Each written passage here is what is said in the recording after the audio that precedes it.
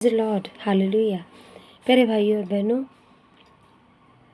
यह वचन आपको यदि समझना है कि आप ईश्वर के प्रेम का हिस्सा है या नहीं, आप में ईश्वर का प्यार कितना है, क्या आप भी ईश्वर के प्रेम को वैसे ही अनुभव कर पाते हैं, क्या आप ईश्वर के प्रेम को दूसरों के साथ बांट पाते हैं।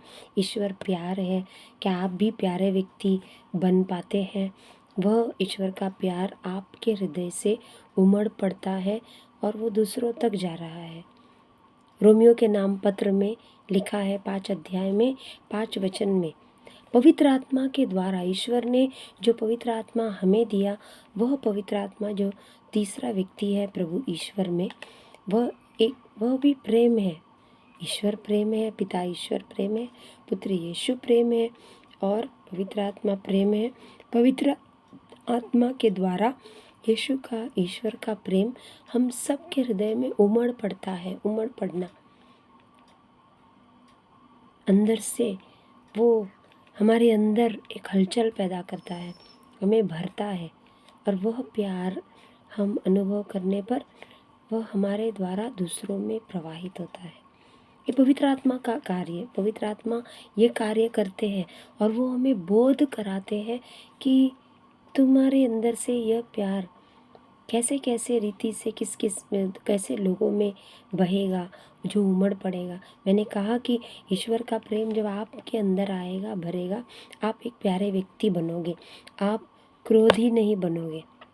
क्रोध आपसे बहुत दूर रहेगा, बहुत कम आपको गुस्सा आएगा या आप शायद गुस्सा भी नहीं कर पाओगे। कुछ लोग बोलते उनके पिता कभी बहुत नर्म स्वभाव के होते, उनको गुस्सा करना ही नहीं आता। बच्चे भले ही कितनी गलती करते हो, वे उनको प्यार से समझाते हैं या कुछ करते हैं ऐसा, तो ऐसे कहा जाता है कि ये बिल्कुल गुस्सा स्वभाव उनका इतना नरम स्वभाव के हैं या प्यारे हैं कि उनको गुस्सा ही करना नहीं आता। हालेलुया। जब आप ईश्वर के प्रेम से भर जाओगे तो आप भी गुस्सा नहीं कर पाओगे या गुस्सा आप छोड़ दोगे, जो प्रेम के विपरीत है। नफ़रत जो दूसरों से करते हैं, किसी को पसंद नहीं करना या किसी ने आपका नाम खराब किया, ऐसे कोई जो आपकी छवि को बिगाड़ना चाहता है, आपकी इमेज खराब करने की कोशिश करता है, आपके काम में कोई बाधाएं डालने की कोशिश करता है, ऐसे कई लोग समय समय पर आपको नीचा दिखाने की कोशिश करते हैं या आप इसके काबिल नहीं हो। ये सब ईश्वर के प्रेम के विरुद्ध जब होता है, हमें जब ईश्वर का प्यार हम बांट रहे हैं लेकिन हमें नहीं मिलता, तब हमें मन में खटास लगती है, नफ़रत पैदा होती है। तब वो भी एक ईश्वर के प्रेम के विरुद्ध एक स्वभाव बन गया। ये नफ़रत भी हमसे चली जाएगी। हर दिन ईश्वर के प्यार से भरने के लिए 5-10 मिनट बस ईश्वर के सामने बैठे या प्रभु ऑल्टर के सामने आप बैठिए, प्रभु की एक तस्वीर लेकर आप बैठिए सामने, उस प्रभु के रूप को, उस प्रतिमा को देखे, दया का ईश्वर जिस पे कि दया की प्रार्थना हम करते हैं, मर्सी, डिवाइन मर्सी के यीशु की जो पिक्चर है, दिव्य करुणा का यीशु का जो चित्र है वो, या यीशु के पवित्र हृदय का, जो आपके मन को भाए या अच्छा लगे। मोबाइल में भी आपको ऑनलाइन भी कई सारे यीशु की तस्वीरें जो आपको भाएगी, अच्छी लगेगी, वो आप अपने सामने रखें। ईश्वर का प्यार अपने आप आपके अंदर भरता जाएगा, उमड़ पड़ेगा, दूसरों तक जाएगा। और उसे पहचानने के लिए भी ईश्वर ने कुछ दिया है वचन कि तुम में ईश्वर का प्यार कितना है, कैसे कैसे है, क्या क्या ईश्वर का प्यार तुम यदि बांट रहे हो किसी को, तो वहाँ क्या क्या होता है। तुम्हारे नाम के आगे और तुम्हारे उपनाम जुड़ जाएंगे। जैसे कि मेरा नाम फ्लोरा है, मैंने बताया आपको कि कुरिन्थियों के नाम पहले पत्र में 13 अध्याय में 4 से आगे उस प्रेम को भी अच्छे से प्रमाणित किया गया, उस प्रेम को सिद्ध किया गया है। तो प्रेम सहनशील और दयालु है। तो फ्लोरा सहनशील और दयालु है, सचमुच है क्या? इसे देखना है। हम खुद को परख सकते हैं कि मैं कैसी हूँ, मैं कैसा हूँ। यहाँ आप इसके बदले अपना खुद का स्वयं का नाम डालिए और आप उसे पढ़िए, तब आपको पता चलेगा कि मैं कितना सहनशील प्रेम का एक भाग है। Hallelujah, hallelujah. प्रेम, ईश्वर का प्रेम। ईश्वर भी बहुत सहनशील ही थे ना, इसीलिए तो उन्होंने अपने पुत्र को अपने आंखों के सामने मरते हुए देखा। माता मरियम, माँ, प्यारी माँ कैसी बनी, क्योंकि उसने भी अपने अपने पुत्र को आंखों के सामने मृत्यु के घाटी में जाते, मृत्यु को समर्पित होते हुए देखा। वो बिल्कुल भयानक दृश्य एक माँ ने अपने हृदय में कैसे सहन किया, उसकी उनकी, इसीलिए उसे सहनशील माँ कहते हैं। सहनशीलता की वो एक मूर्त है, वो एक प्रतिमा है। सबसे उत्तम उदाहरण है माता मरियम, जो सामने रहकर ईश्वर को शारीरिक रूप से उसने देखा, अनुभव किया।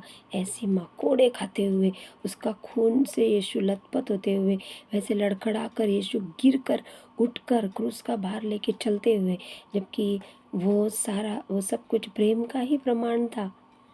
ईश्वर अपना प्यार अपने पुत्र द्वारा इन दुष्ट मनुष्यों को भी प्रकट कर रहे थे। हालेलुया। मुझे याद आ रहा है, 1-2-3 साल पहले जब मैं गुड फ्राइडे का दिन था, प्यारे भाइयों और बहनों, चर्च जा रही थी, तैयार होकर अपने पुत्र बेटे के साथ मैं जा रही थी। और रास्ते में वो शुरू ही होने वाला था, वो जो पास्का पर्व होता है शुक्रवार, पुण्य शुक्रवार के दिन, उसके लिए ही जा रहे थे। जैसे ही रास्ते में पहुँचे, मुझे देखा किसी ने, तो मैं आगे चल रही हूँ, मैंने पीछे नहीं देखा, क्योंकि आगे ही हम पीछे अधिकतर देखते नहीं हैं, सहज चल रहे हैं। भीड़ थी, थोड़ी बहुत गाड़ियाँ थी। एक गाड़ी ने आकर मुझे साइड से टक्कर मारी, एक कार, गुड फ्राइडे के दिन। आप सोचिए, मैंने कभी ये सोचा नहीं था। और चर्च जा रही हूँ, मेरे पूरे विचार यीशु के बारे में, यीशु के दुख भोग, उपवास रखा था उस दिन। जो गुड फ्राइडे होता है उस दिन हम पूरा उपवास रखते हैं कि प्रार्थना में यीशु का वो दर्द, यीशु का दुख भोग हम याद करते हैं। उसी मूड में मैं थी, वही सब मेरे दिमाग, उसी में हम अंतिम उस प्रार्थना में जाकर फिर आकर घर पे भोजन करने के लिए तैयार होते हैं। तब उस गाड़ी ने मुझे टक्कर मारी और उसमें से जो मैं गिर गई नीचे। गिरते ही मेरे हाथ को चोट लगी, मेरी कोहनी को दरवाज़ा लगा, मेरे कलाई को, रिस्ट में वो दरवाज़ा जैसे उन्होंने खोला, धाड़ करके लगा जो ज़ोर से, कलाई में दर्द शुरू हुआ। मैं एक क्षण के लिए, मेरे बेटे ने मेरा हाथ थामा और मुझे खड़ा किया। मैं सोचती रही कि ये क्या, गुड फ्राइडे के दिन क्या मुझे सूली पर चढ़ा रहे हैं कोई, या ईश्वर की ये इच्छा है, ये आज मेरे साथ क्यों होना था, क्यों हुआ। और जैसे ही मैं खड़ी हुई, वे लोग जो गाड़ी से उतरे, जस्ट चर्च के 2 कदम ही चर्च की तरफ जाना था, उनको गाड़ी मोड़कर वहाँ से जा सकते थे, किंतु उतना भी उनको चला नहीं जाता। तो मैं कहूँगी कि ऐसे यहूदी आज के दिनों में भी है। वे आप चर्च, ईश्वर का नाम आप खराब कर रहे हो। ईश्वर का नाम, जो ईश्वर ने कहा कि मेरे नाम को व्यर्थ नहीं लो, या मेरे नाम से ये वो सब मैं नहीं करो। वो भी कैथलिक ही थे जिन्होंने धक्का मारा, जिन्होंने गाड़ी से मुझे धक्का मारा। गिरने पर ना ही मुझे उठाया, ना ही मेरे प्रति कोई दया दिखाई, बल्कि बाहर आकर हंस रहे हैं मुझे देखकर और कह रहे, ओ सिस्टर, आपको देखा है हम लोगों ने ताबोर में। और ऐसे कह के मैंने कहा, ताबोर में आपने देखा इसलिए आपने ज़रूरी समझा कि मुझे टक्कर मारनी है, मुझे गिराना है। No, but it's okay. मैंने बोला it's not okay, it's not okay. आपने जो किया है, इट्स नॉट ओके। क्योंकि मैं अपने हृदय में वो ग्रहण नहीं कर पा रही हूँ, मेरे बुद्धि में वो ग्रहण नहीं हो रहा है। उस दिन प्रभु ने मेरे लिए पीड़ा सही, किंतु मुझे भी ये पीड़ा सहने मिलेगी, मेरे साथ ऐसा होगा, ये मैंने नहीं सोचा था। किंतु मेरे साथ हो गया। मैं नहीं जानती आप में से कितने लोगों के साथ ऐसा हुआ है या होता है। तो आप भी उसे आज यदि ईश्वर के दुख भोग में आज मैं स्वीकार कर सकती हूँ। उस दिन मेरे से वो स्वीकार नहीं हुआ, क्योंकि मैं सोच रही थी आप ईश्वर के लिए आते हो, थोड़ा त्याग सह कर आओ, थोड़ा चल के आओ दूर, थोड़ा गाड़ी थोड़ी सी दूर पार्क करके आ सकते हैं। इतना कुछ नहीं तो हवाई जहाज लेकर सीधा चर्च में घुस जाइए ना, ऐसे भी कर सकते हैं। बाहर भी क्यों उतरना, चर्च के गेट पे भी क्यों उतरना। यह मानसिकता जो है यहूदियों की मानसिकता, जिन रोमी सैनिकों ने यीशु को कोड़े लगाए, यीशु को मारा पीटा, धक्का देकर गिराया, मैंने वो धक्का उस दिन महसूस किया प्यारे भाइयों और बहनों, और उनकी निर्दयता देखी। हाँ हाँ, ये सिस्टर को तो हम पहचानते हैं, सिस्टर हेलो, गिरने के बाद आप मुझे पहचाने और सिस्टर बोल के हेलो कर रहे हो। मेरे दुख में आप मुझे ये बातें बोल रहे हो कि नो नो इट्स ओके, कोई बात नहीं। मुझे लगा, मुझे दर्द हुआ, मैंने सहा। कई दिनों तक वो कलाई में, वो कोहनी में मेरे दर्द था, क्योंकि उनकी गाड़ी का लगना और गाड़ी से टक्कर लगना क्या होता है, ये आपको भली भांति आपको अच्छे से पता होगा कि वो कैसे होता है। कई दिनों तक मैंने वो सहा। हालेलुया। मैं प्रमाण बता रही हूँ कि हम सहनशील होते हैं।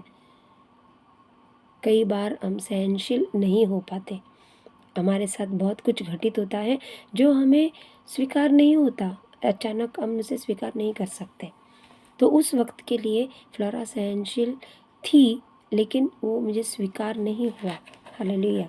ये एक मैंने आपको उदाहरण के तौर पर बताया। आगे और भी ये वचन आप इसे पढ़िए, सुंदर वचन है जो कुरिन्थियों के नाम लिखे पत्र में 13 अध्याय, कुरिन्थियों का पहला पत्र 13 अध्याय 4 से आगे, अपने नाम के आगे आप एक एक वर्ड डालिए। वर्डिंग और दयालु है, प्रेम की जगह अपना नाम डालिए। न तो ईर्ष्या करती है या करता है, न डिंग मारता, वो न घमंड करती है या करता है। प्रेम मैं भी डाल सकते हैं, अपना नाम भी डाल सकते। आप अपना नाम डालेंगे तो आपको ईश्वर का प्रेम और ज़्यादा अपने हृदय में आपको नज़दीक से आपको बहुत ही अहम लगेगा, बहुत करीब से आप ईश्वर के प्रेम को अनुभव कर पाओगे। हाँ, ईश्वर का प्रेम इस तरह से प्रमाणित होता है, इस तरह से सिद्ध करके दिखाया है कि आप में ईश्वर का कितनी मात्रा में आप में ईश्वर में प्रेम है। ये है प्रेम के सारे गुण जो आपसे बाहर आएंगे, उमड़ पड़ेंगे, दिखाई देंगे दूसरों को। घमंड है या नहीं है, हम घमंडी नहीं होते तब भी कई लोग हमें घमंडी समझते हैं। कई बार मेरे साथ भी ऐसे हुआ है। मैं यदि अपने में रहूँ, अपने विचारों में कुछ मैं सोच रही हूँ और सबसे अलग मैं कभी सोच में विचारों में रहती हूँ, उनके जैसे नहीं मैं हो पाती, तो वो लोग सोचते हैं कि घमंडी है। मैं उसको थोड़ा भी मैं उनको वो नहीं देती, वहाँ पर वैल्यू नहीं देती, क्योंकि मुझे पता है मेरे हृदय में, मेरे मन में, मेरे दिमाग में क्या चल रहा होता है और मैं क्या सोच रही होती हूँ। और उन लोगों को मुझे प्रमाण देने की ज़रूरत नहीं, सिद्ध करने की। वे मुझे नहीं समझ पाएंगे। इतने साल वो समझ नहीं पाए तो अब क्या समझेंगे। हालेलुया। जिन्हें समझना है समझे, और जिन्हें नहीं समझना ना समझे, ईश्वर स्वयं उन्हें समझा देंगे। Hallelujah, hallelujah, hallelujah. उन यहूदियों को तो सज़ा हुई थी, किंतु आज यदि तुम ऐसे गुड फ्राइडे के दिन करोगे, पता नहीं ईश्वर आपको क्षमा कर दे। मैं तो यही प्रार्थना करती हूँ कि जिस किसी ने ऐसे किया, इट्स ओके बोलना मुझे अच्छा नहीं लगा।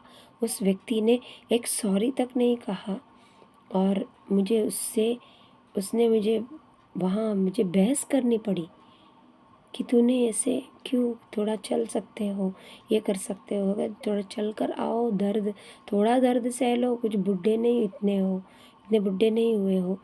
और पूरा मेरा वो जिस जोश में मैं गुड फ्राइडे के दिन जा रही थी, उसने मेरा ध्यान पूरा बिगाड़ दिया। मुझे बहुत दुख हुआ, मैं दुखी हुई थी उस दिन। सच में गुड फ्राइडे दुखी दिन मेरे लिए हो गया था, इसलिए मैं आपके साथ वो अनुभव बांट रही हूँ। ऐसे आप खुद को सिद्ध करके देखिए कि कैसे ईश्वर का प्यार आप में कितनी मात्रा में है, सहनशील है, घमंडी है या नहीं है, आप खुद उसका प्रमाण दे सकते हैं।